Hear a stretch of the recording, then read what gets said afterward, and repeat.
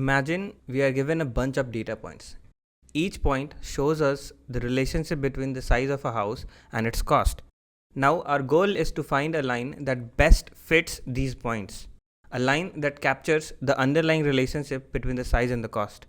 Once we have found this line, we can use it to predict the cost of a new house just by knowing its size.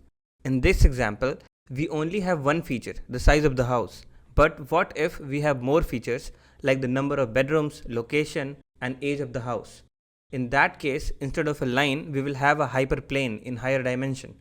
But remember, even then, the relationship we are modeling is still linear. It's just linear in higher dimensional space.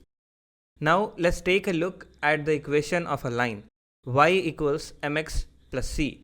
Sometimes you might also see it using Greek letters like beta to represent the coefficient.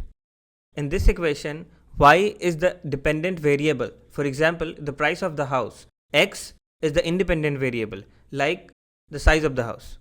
The coefficient m represents the slope of the line.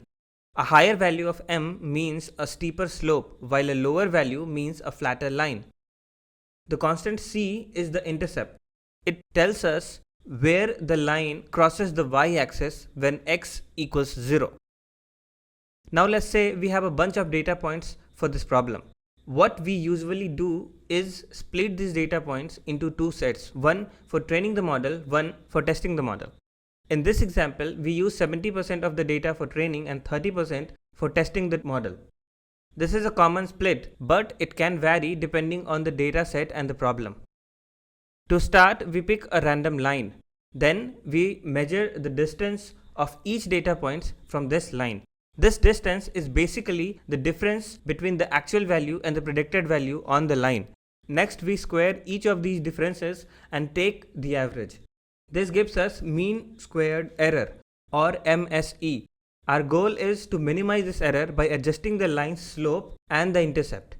Notice that when a point is far from the line, the error gets amplified because we are squaring it. That's why we use squared error to penalize bigger mistakes more heavily.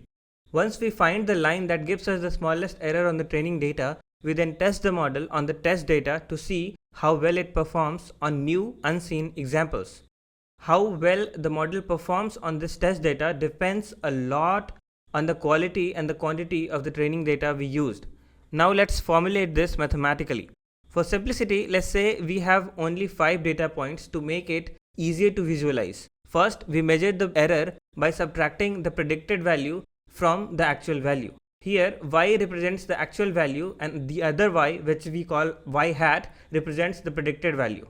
To calculate the loss function, we square each of these errors and then take the mean. This is called mean squared error. And here you can see its expanded form. To minimize this loss function, we use an algorithm called gradient descent. It's an optimization algorithm that helps us find the best parameters by taking steps in the direction that reduces the error. Now we update the slope and intercept by subtracting a small adjustment from their old values. Specifically, we subtract alpha, which is called the learning rate and is usually a small value like 0.1 multiplied by the partial derivative of the loss function with respect to the parameters we are updating. This process helps reduce the loss function step by step, eventually finding the optimal value of our parameters. How gradient descent actually works in detail is a whole topic on its own. We will cover it fully in another video, or you can watch the 3 blue 1 brown video on gradient descent. You can find the link in the description. For now, you can think of it as an optimization technique that helps us move closer and closer to the best possible line that fits our data. This is when we have only one feature or variable, but we can easily extend the same concept to data points with multiple features. To understand what I am going to explain next, you must have a basic understanding of linear algebra, especially matrix. If you want to learn how matrices work, I highly recommend 3 blue 1 brown series on linear algebra. The link again is in the description. In this case, we represent our data using matrix multiplication. Just like before, this compact equation helps us find the predicted value, but now it works across multiple dimensions.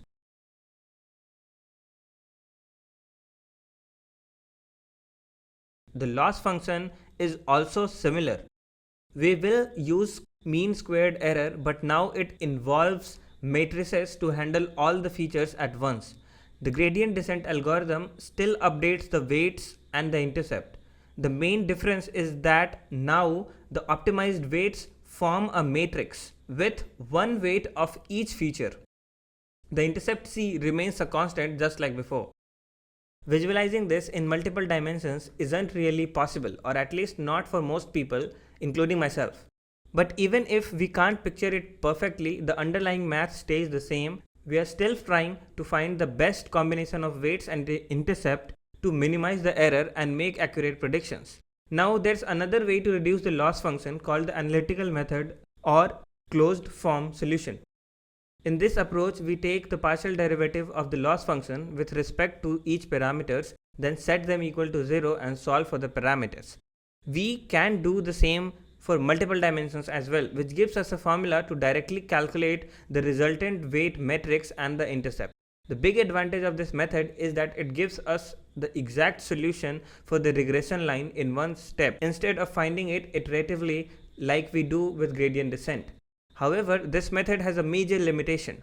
It involves computing the inverse of a matrix, which can be very computationally expensive and unstable when we have a large number of features or a huge dataset. That's why in practice, gradient descent is often preferred for large scale problems. Even though it's slower, it's more practical and scalable. That's all for this video, and in the next video of this AI ML series, we will see logistic regression.